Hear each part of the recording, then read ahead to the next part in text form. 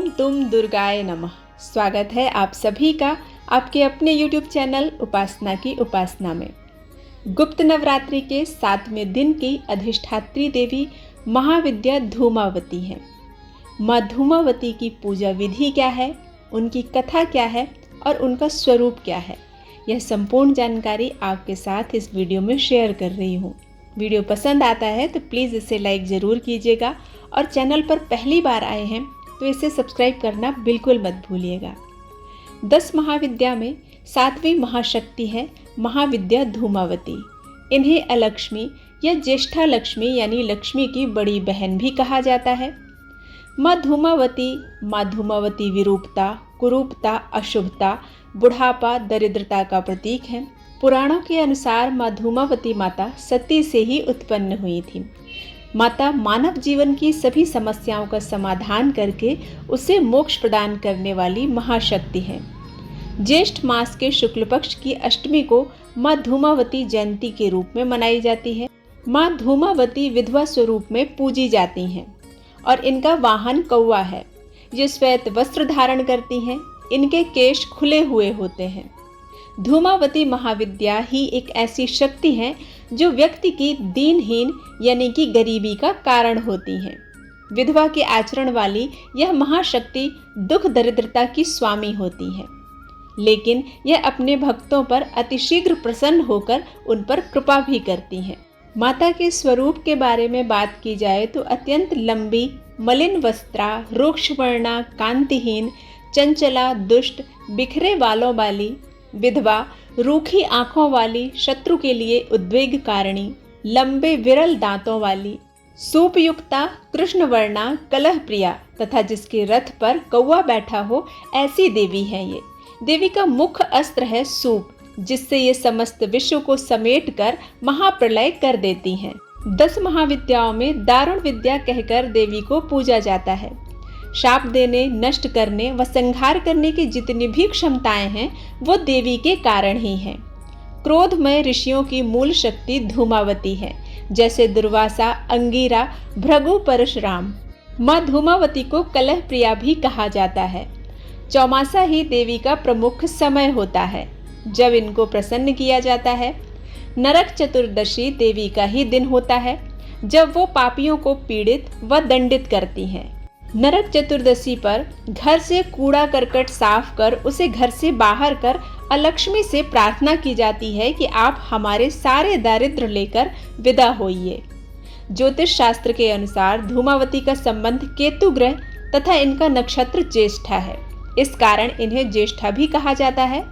ज्योतिष शास्त्र के अनुसार किसी व्यक्ति की कुंडली में केतु ग्रह श्रेष्ठ जगह पर कार्यरत हो अथवा केतु ग्रह से सहायता मिल रही हो तो व्यक्ति के जीवन में दुख, दारिद्र्य और दुर्भाग्य से छुटकारा मिलता है। केतु ग्रह की प्रबलता से व्यक्ति सभी प्रकार के कर्जों से मुक्ति पाता है और उसके जीवन में धन, सुख और ऐश्वर्य की वृद्धि होती है। देवी धूमावती के प्राकट्य से संबंधित एक पौराणिक कथा के अनुसार जब सती ने पिता के यज्ञ में स्वेच्छा से स्वयं को जलाकर भस्म कर दिया तो उनके जलते हुए शरीर से जो धुआं निकला उसमें धूमावती का जन्म हुआ। इसलिए वे हमेशा उदास रहती हैं, यानी धूमावती धुएं के रूप में सती का भौतिक स्वरूप है। दूसरी कथा के अनुसार एक बार सती शिव के साथ हिमालय में विचरण कर रही थीं। तभी उन्हें जोरों की भूख लगी।